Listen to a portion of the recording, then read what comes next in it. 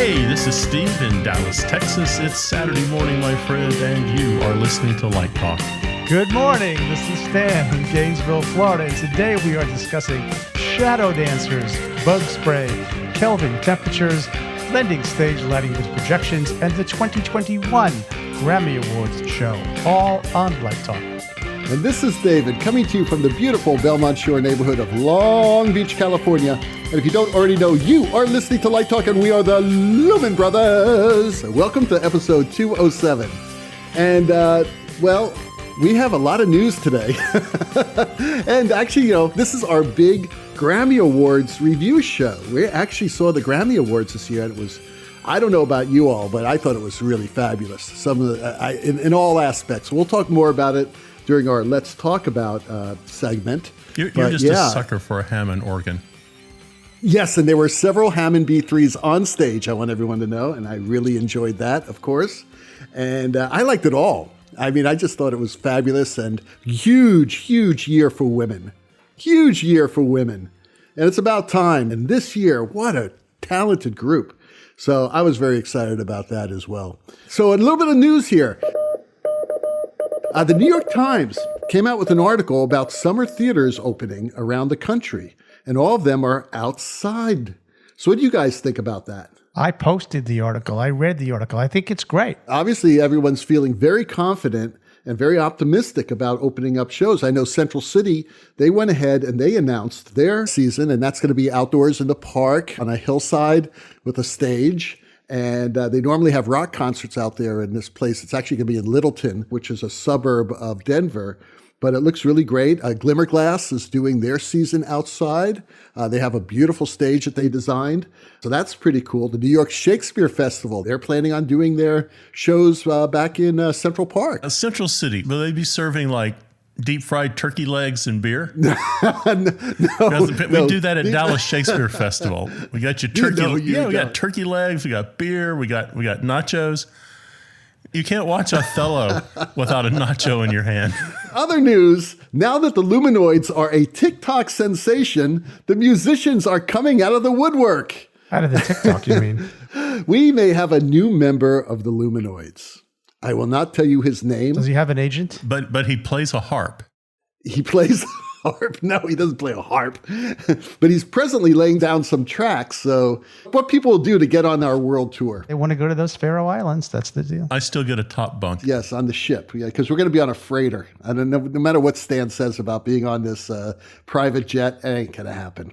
We're going to be on a freighter. Working our way to the Faroe Islands. ETC is going to transport us in some kind of fancy way. Oh, ZTC sponsoring this? I didn't know that. Didn't you hear that? No. Yes. ETC and High End are sponsoring the Lumenoids to the Faroe Islands. ETC has a band.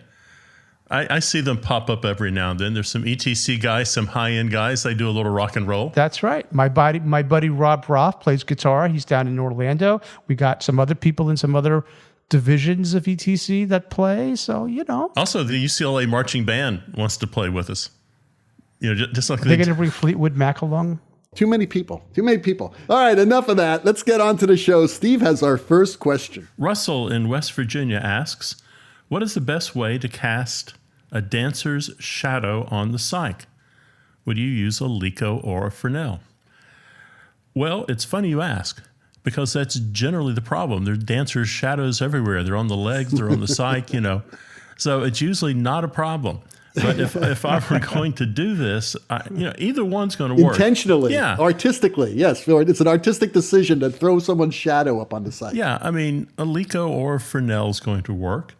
It depends on the type of shadow you want. It depends on where you can place the light. Footlights, throw a nice little shadow. Maybe you have a dancer with a handheld light that can throw a shadow. The thing I would avoid is a soft light. I would probably avoid like a scoop or a true soft light or something like that. You need something that's got a little bit of bite to it. You might even try a light and experiment with color and gobo, but putting a shadow on another dancer or on a psych is not that hard.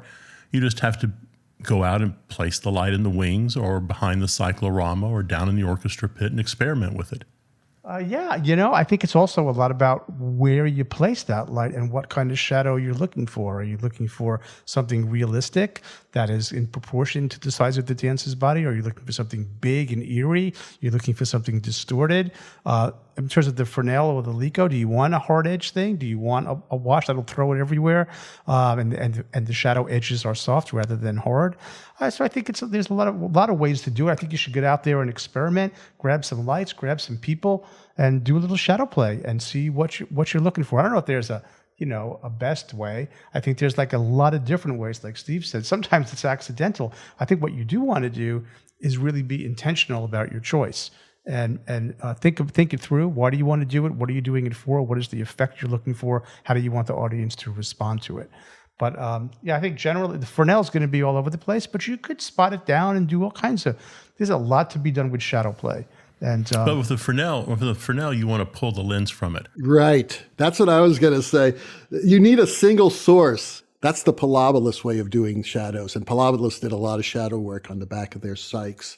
And they usually used either a Fresnel with no lens in it, and you just flood it out all the way so that single source is all the way to the front. That's true. Can I one reference that Russell in West Virginia might want to look at? I think some of the experts on light and shadow that are not theatrical people per se, it's sort of primitive, but they really have mastered the art form, is look at Javanese shadow puppetry, which is something that I studied in grad school. So Wayang Kulit and forms like that, just look at how they use it. A very, very simple, elemental in a lot of ways, but quite fantastic. And if you like Julie Taymor's work, that's what she was inspired by because she spent some time in Southeast Asia. So I would look at shadow puppetry to really get your inspirational juices going. Mm-hmm. And I'm going to tell you all a little trick that I did many, many years ago, where I wanted the shadow to be on the Psych from behind. So it was like a silhouette thing going on. And instead of a light, I used a torch. Mm-hmm. And by using a flame, the shadows are moving constantly. So that's a pretty cool thing to do if you have a really good RP screen. And that's also the other thing. If you're doing it from the back, make sure you use an RP screen.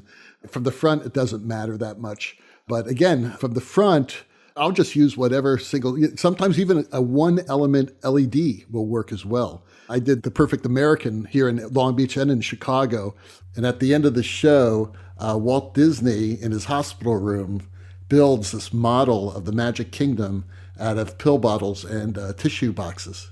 And then he takes a light, like a hospital light, that actually was an LED, and he projects the shadow of the Magic Kingdom behind him, which was really fabulous. So you can use a lot of different devices to do this. Just make sure it's single source. If you don't have an RP screen and you're not trying to do something, full stage, you can always get yourself a king-size sheet and coat the back of that sheet with baby oil and turn that into an RP screen. Ooh, I didn't know this. Oh, it works really well. That back in the old days, the ticket with using something like that, if you're doing Glass Menagerie and you want a shadow of Tom, the ticket is to put something at the bottom of the frame, like a little teeny tiny gutter, because eventually the baby oil will migrate to the bottom of the screen.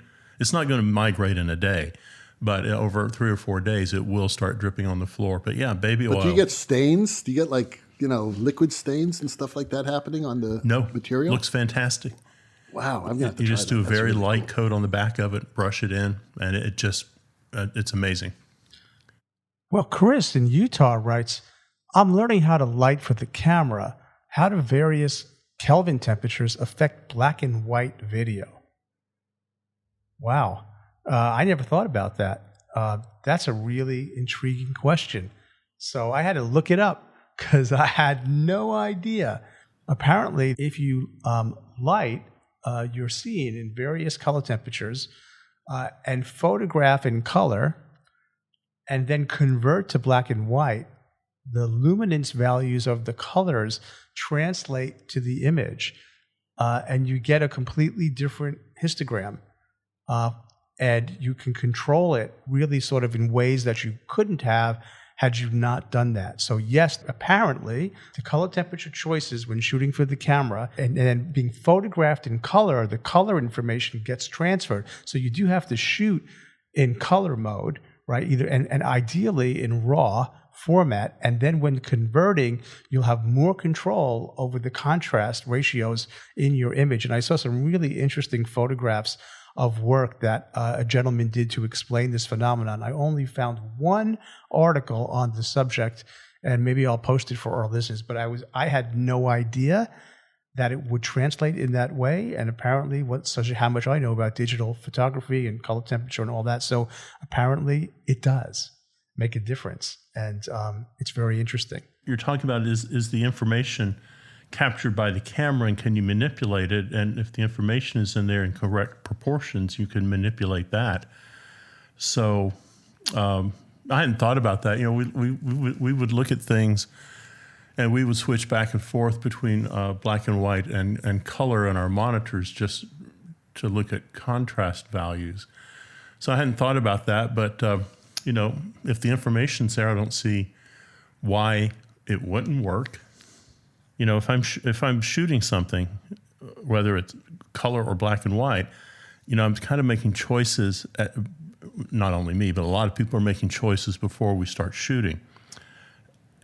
And if we choose to do something in black and white, I think it's a decision to keep color from being a distraction to the image that we're capturing, right? Color is a distraction. I think also if we're shooting in black and white, we see light differently than I agree. What we're seeing if it's in color. So I've never thought about doing it that way around.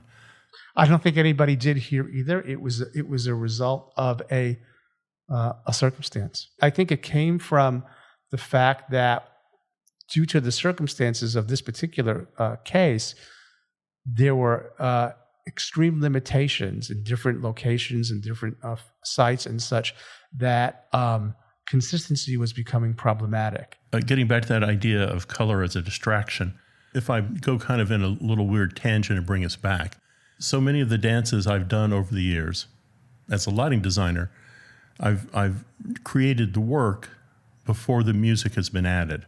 It's been scored into rehearsal or after rehearsal's over, but the music has been added into it. And the advantage of that, oddly enough, for me at least, is the music is not a distraction while I'm trying to light the piece. So I think, if you're doing something in black and white, what's interesting about it, again, color can be a real distraction, and we can get kind of seduced by the emotion of color rather than the emotion of what we're seeing on tape or film. The black and white, there's nothing getting in the way. You don't, you're just seeing the image, and there's no red blood flowing. There's just a dark liquid moving, and we bring everything to it. It is that kind of classic look that puts us in a certain time and place also, I think. If you go back and you look at Raymond Burr in... Ironside? No. Classic Raymond Burr. Pre-Godzilla.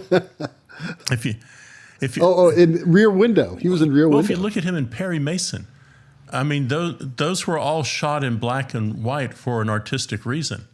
And what's interesting is they did one episode in color. And when you watch that episode in color, you just kind of go, this isn't Perry Mason. This is not the world of Paul Drake and Della Street and Perry Mason. And you look at the costume colors, and the costumes really get in the way. Whereas those same costumes, when we see them in black and white, do not get in the way. That's really interesting. I didn't know that they made an episode in color. But it's also that film noir type of feel. Sure. Any of those detective stories or crime stories, which was what Perry Mason was, for all intents and purposes. Well, it started out as a radio show. Then you had the television show, and also the soap opera, The Edge of Night. That's based on Perry Mason. And also, there was a new Perry Mason that was produced, I believe it was by HBO. Fantastic. A couple of years ago. I loved it. It was amazing. And that was when he was still a private detective. And then he became a lawyer at toward the end of that series. But I thought that was very well done and beautifully filmed. But that was in color. That was not in black and white. That was in color. But it was certainly high contrast and edgy. Yeah, very high contrast. It was great. Okay, Marielle from Paris writes, What are some techniques for blending the stage lighting with upstage projections? Stay off the back wall. This is a really good question, because one of the songs we're going to talk about today was that great Taylor Swift performance where she's standing on a roof, and it's of a hut, and behind her is a forest and a sky. And all that forest and the sky, if I'm pretty sure about this, I may be wrong, but I'm pretty sure, was all projected. Right? And if you study that, you will see some of the techniques that you use to blend upstage projections into the downstage areas. There are several ways of doing that I've done. First is matching the color of the background or the projection with back and side light that wraps around the actor and projects on the deck with colors and movement from the video. And one of the ways that I do this, I mean, you could do this by mixing color, mixing LED and all that to match the colors that are happening. But you could also take projectors and light the actor and the floor with them using, similar content that is actually replicating the colors. But if you don't want that movement, you could just do it by matching the colors that are behind her with backlight. So that's one of the things that I do all the time. And I usually have several projectors overhead just to light the floor, mainly for this reason. Another thing you can do is to have a highly reflective floor downstage that will reflect the upstage projections into the downstage atmospheres. Well, I'm going to agree with you, David. I mean, you can't think about it as two separate tasks. It has to be from day one. You have to work with the projection designer. And if you can achieve that color wrap around the performer, that fills in so much information for the audience. It makes it really easy. If you're fighting the projection all night long and thinking of it as just a piece of scenery upstage, you're just heading to heartbreak. Absolutely. And that's why I like doing my own projections when I'm lighting a show. But when you work with a projection designer, make sure that you get a sample of the content so that you know what type of colors you're going to have to be matching to. Now, on the other hand, you can create contrast by changing the color a bit. And you can have that coming either from the back or from the front. For specific moments, you could make some extremely powerful moments by changing, having a contrasting color, backlighting the actor that's different from the color that's behind the actor. So you could do that as well when you want to pull them out. But if you want a realistic type of look, that's how you do it. You are listening to Light Talk, and today, Light Talk is sponsored by Love and Light Products.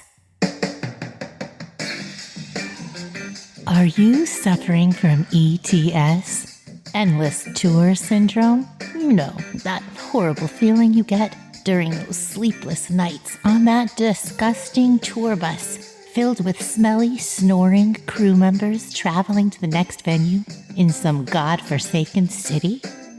You're not only lonely, but increasingly paranoid about your partner at home, wondering what they may be doing while you're away? Well, those frustrating nights are over.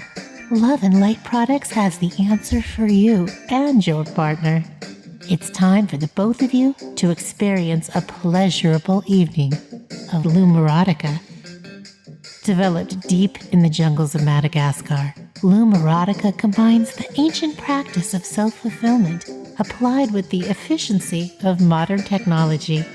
Since we're concerned about both of you, Lumerotica comes in customizable sets of devices for his and hers, she and her, he and his, or for our non-binary friends, they and them. And to make sure that you and your partner are mutually content, Lumerotica's patented Wi-Fi chip, embedded in all our devices, ensures constant and instantaneous communication between you and your partner. For those long, dark bus rides, all our nocturnal relaxation devices glow in the dark. For instance, our ultraviolet LED crescent wrench is always ready to play. If alternative pleasures are your fancy, our Benoit beams will keep you on the edge of focus all day, guaranteeing a restful, stress-free evening. Or try our Luminizer toxic glue gun, guaranteed to put you and your partner to sleep in under a minute. And all our devices are rechargeable. Just plug them into the USB port of your solar-powered garden gnome and voila! another non-interrupted night of heavenly bliss. So stop stressing out over those long tours. Set your mind at ease, experiencing true contentment and love with Lumerotica. Because after a very long day in the theater, sometimes you just need to knock yourself out.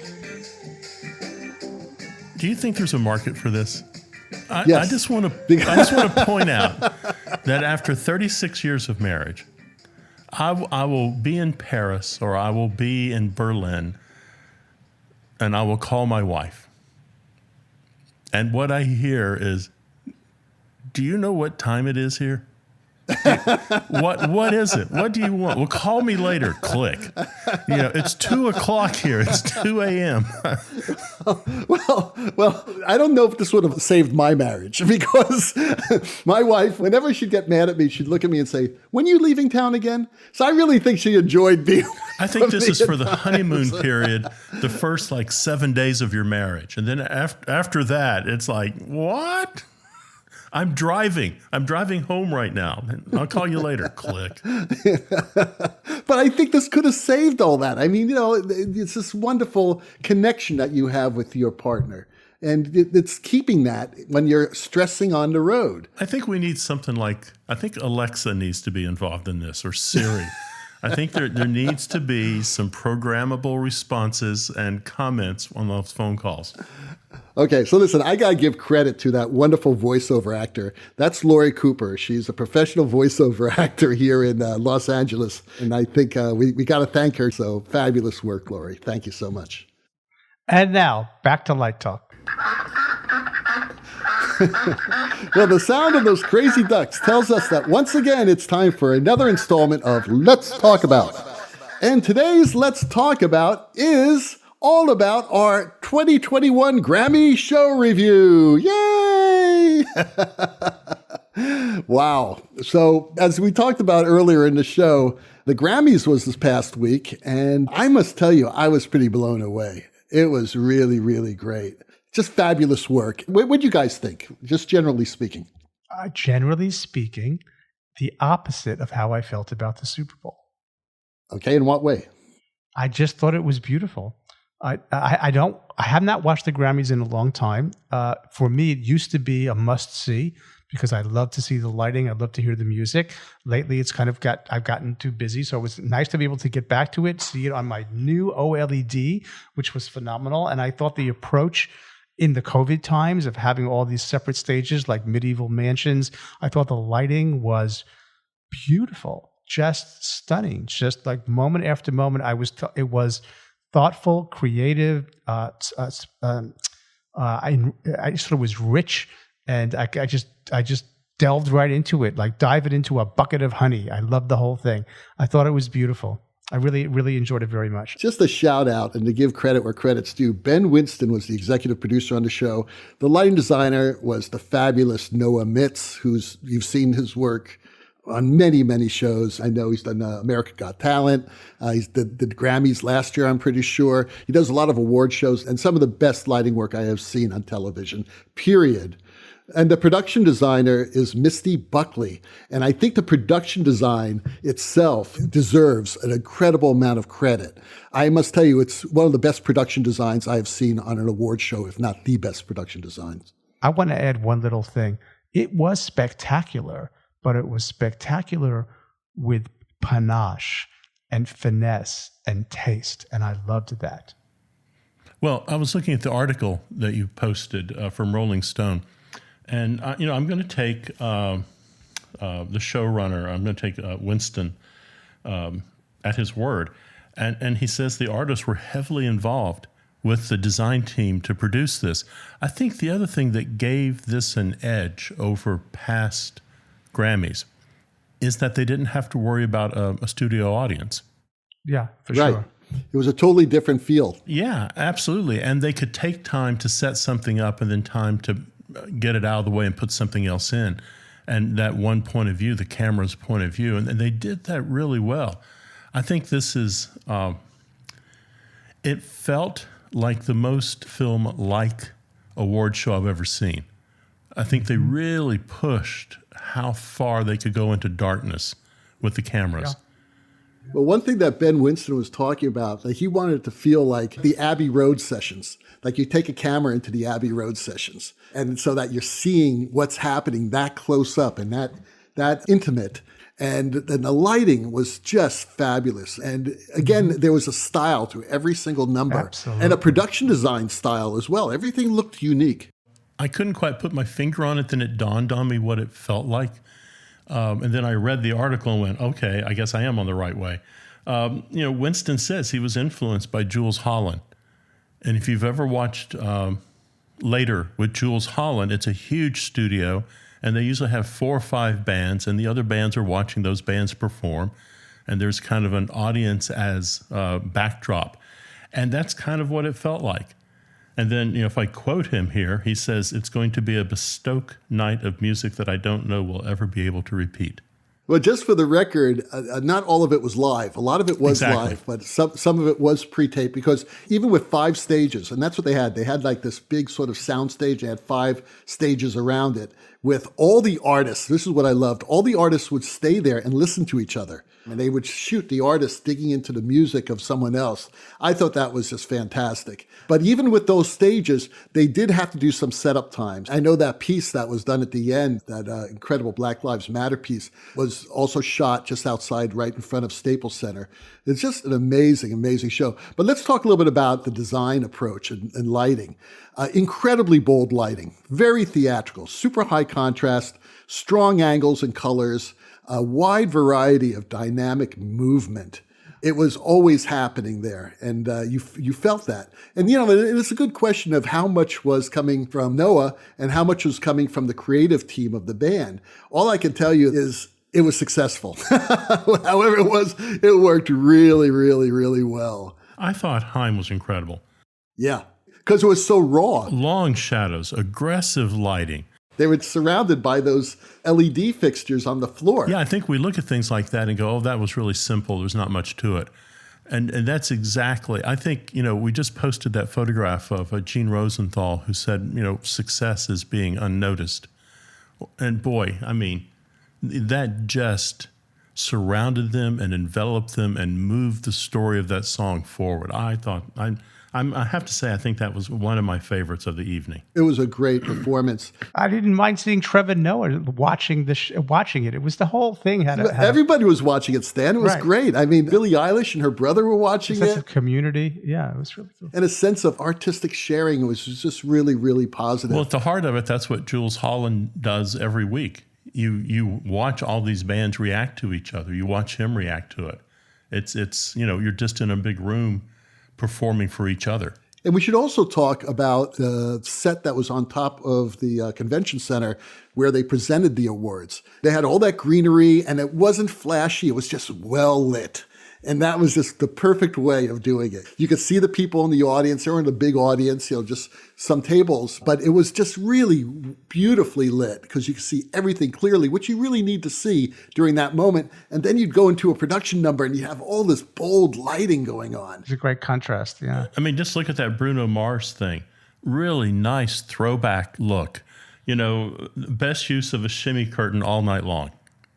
Shimmy curtain, that was all projections. Well, the when they did the Little Richard thing, the tribute to Little Richard. Oh, the Little Richard thing you're talking about. Oh, yeah. That was beautiful. I was talking about the Silk Sonic. I started with Leave the Door Open, then I jumped to Little Richie. Yeah, Leave the Door Open was fantastic because it had such style to the lighting. It was just the spots that were on those guys. It was very Motown looking, very soulful. And then they had probably the best star projections I've ever seen in my life. But let's start from the beginning. Harry Styles started off with Watermelon Sugar. There was this great tunnel feeling of the lighting background.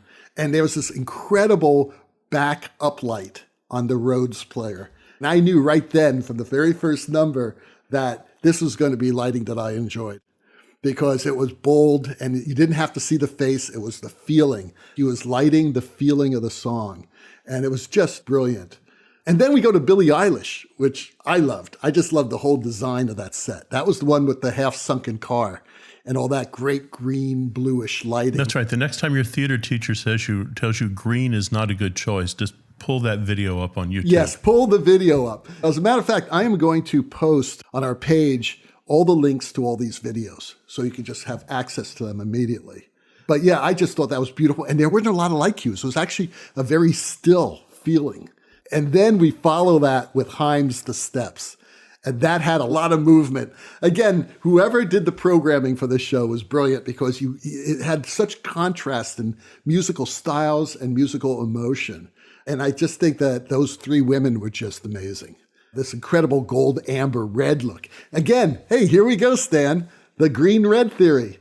We were sitting in green for Billie Eilish for about 3 minutes, and now we're in like amber red. So what does that do? Right. So now what does that do? That makes the red so much more potent. That's so much more exciting, exactly. And then Bad Bunny and Jay Cortez doing the Dakiti, and that was the one with those vertical corridors of the LED posts. Oh, I loved that. I don't even know that artist, and I should. My students are giving me a hard time. Beautiful music. But it was beautiful. Yeah, I just knocked my socks off. Incredible. Again, production design, just kudos. Those LED posts were just beautiful. The way the camera would follow them in through the corridors, it felt just very immediate. It had this immediate feel. Then we went to maybe my favorite of the night was Dua Lipa's The Baby and Don't Start Now. And that was that huge dance number where you had that big light, it looked like a light box behind them of a moon, but it was all projection. And then they had the dancers through the lasers. They had those lasers that were at about, I don't know, maybe a foot off the floor, maybe a foot and a half, and with a lot of haze and smoke. And the way the dancers moved through the lasers was just beautiful. And at the very end of that song, as it built, the colors on the projection screen were so vibrant, reds and yellows. I mean, you're coming from this moonlight sort of feel into this like giant Aurora Borealis of Psychedelicide and LSD. It was crazy and worked perfectly with the music. And the dancing was fabulous. And then we went to something that I was not expecting, and that was the Taylor Swift medley. Oh, why were you not expecting that? What caught you by surprise? Well, the first thing you see is a close-up of her face. And this video is on our Light Talk Facebook group page. And that's all you see. And then as they're pulling back, you see that she's lying on some sort of thicket. And they pull back more, and then you see it's a roof of a hut, and you see this forest around her. And the hut is darkened. And it's, again, all this beautiful blue light and streaks coming through the trees, again, all projected, and brilliantly done, just brilliantly composed. And at the end of the first song, Cardigan, she leaves, it fades out on her, and the lights come on inside the hut. And it's this rich gold amber light, right? And the guy's playing piano. He finishes the piano, and he picks up the guitar, and then she comes in through the back door, and they sing the next song. And it was just such an incredible transition. And then as they pulled back, you got to see the whole picture of that beautifully lit hut surrounded by this magical forest. And at the very crescendo of the song, the end of the song, you see fire rings wrapping around the trees. Well, she's not shy about trying something new and something different and exciting and staying relevant. So, yeah, I mean, I thought it was a beautiful moment. In an evening of incredible production design, to me, that was the highlight. And again, because it was very theatrical, but just it worked so well with the music and her music, and she was so great. The In Memoriam segment was so tasteful and beautiful, from Bruno Mars doing his Little Richard to Lionel Richie's tribute to Kenny Rogers. And I don't know if you do this, but Lionel Richie wrote that song for Kenny Rogers. Yeah, that was a beautiful tribute. And then at the very end of that, Brittany Howard singing You'll Never Walk Alone from Carousel, which I found out today, that arrangement is actually huge in Britain right now. So that is pretty cool. I had no idea. Then we had that big number by Megan Thee Stallion, which I kind of liked because it had a lot of balls to it. It really did. And then during the dance number, they had like these two dancers doing a tribute to the Nicholas brothers. Then you had Post Malone. The song is about a minute long, and he said something like, God bless auto-tune during the introduction. And I said, oh, there you go. A lot of low-hanging fog. And by that time, I was tired of seeing fog. I've seen enough smoke, okay? We don't need to see smoke anymore. But, what happens with this piece is all of a sudden you've got this kind of weird operatic theater, sci-fi just pushing the limit of darkness on stage. And I would say to good effect. So I enjoyed it. Then a highlight of the evening, Little Baby doing The Bigger Picture. And that was filmed in the streets of Los Angeles. Starts with a cop shooting a young unarmed man. They use flares and fire throughout it. But the whole atmosphere had this great, brutal HMI feel, like you'd see on the street. And it was a very powerful number. Doja Cat, Say No. That was the one with all the laser choreography, beautiful, incredible colors, great dynamic cueing. It almost looked like an art installation piece. It did. You're right, Steve. I could go in MoMA and see that. There's one thing that we didn't mention, and that was this beautiful decision to have a lot of the normal people who worked in a lot of shut down music venues, obviously due to the pandemic, to have them tell us a little bit about their lives and what they miss about the music scene. And they actually presented a lot of the nominees, and some of them announced the awards, which was beautiful too. But yeah, I don't know who came up with that idea, but that was absolutely brilliant. So I know that we skipped some acts, including one of my favorite bands, the Black Pumas, but we just didn't have enough time.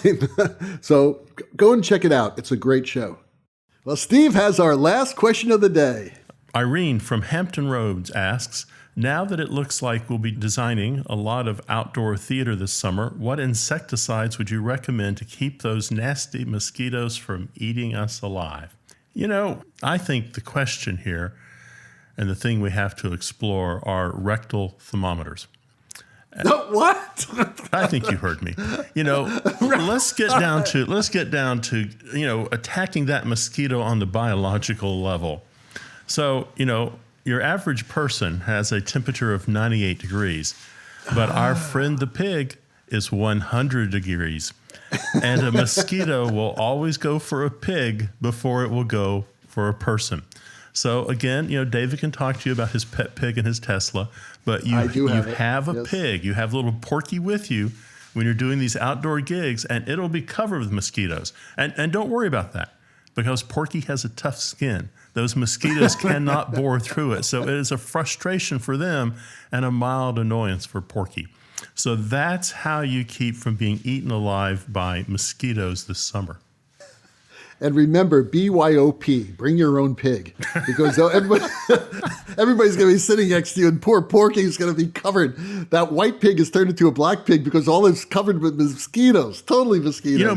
Maybe a bonus from all these COVID shots is they also will act as a mosquito repellent. Oh. We don't know yet. We don't know what the side effects are. We will find out this summer. Always come with some sort of protection because there are a lot of mosquitoes there. What you need is skin so soft. Yes.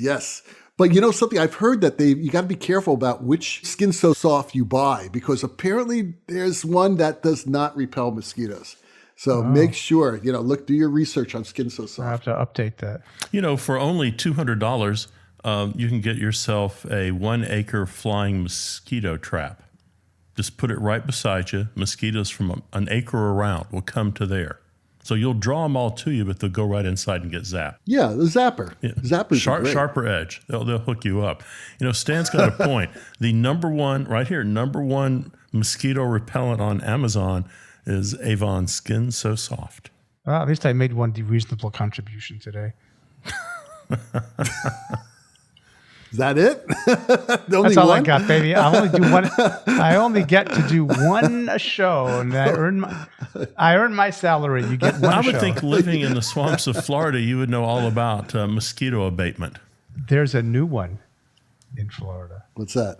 It's a bad one. Oh, really? A mosquito? Is he big? Yeah, a new type of mosquito. Oh, that's not it. You're going to have to whip out the DDT again. I'm telling you, go back to the 60s in Florida and get those DDT trucks. Completely fog everything with DDT and you'll be okay. Well, the rocking sounds of the Lumenoids tells us that once again you've spent another morning listening to Light Talk. You can hear our show on Spotify, iTunes, Google, YouTube, and just about every other podcast site out there. Check out our website on lighttalk.org for future guests, and be sure to follow us on Facebook and subscribe to our podcast. That way you will not miss a second of Light Talk insanity. No guarantee is offered regarding the accuracy of any statements or opinions made on this podcast. However, If you should decide to litigate, we have a law firm called Fleck, Flock, Flare, and Glare, and they've got a paralegal snoot, and they will defend us until our retirement funds are completely depleted. Light Talk is written and produced by the Lumen Brothers, coming to you from Long Beach, Gainesville, and the Republic of Texas. And be sure to join us next week when we talk about more crazy happenings in our crazy industry. All of that and a new sponsor.